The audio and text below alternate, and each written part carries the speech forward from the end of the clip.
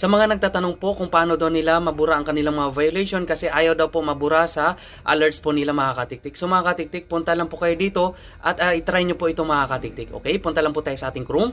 Pagkatapos po dyan, i-click lang po natin at i-search po natin ang ayan po, mbasicfacebook.com. Ayan. Pagkatapos po, i-click lang po natin. After po, okay, click po natin itong Facebook mbasic po.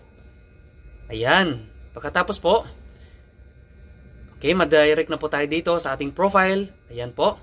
Tapos scroll up lang po natin. Tapos hanapin po natin itong, ayan, help. So i-zoom lang po natin. Ayan, help po sa baba. Ayan, click lang po. After po nyan, is ito na yung makikita nyo po at i-click po natin itong support inbox. Okay, at ito na po, example lang po ito mga katiktik kasi yung sa akin po is wala pong violation po. So dyan nyo lang po makikita kung may violation po kayo mga katiktik at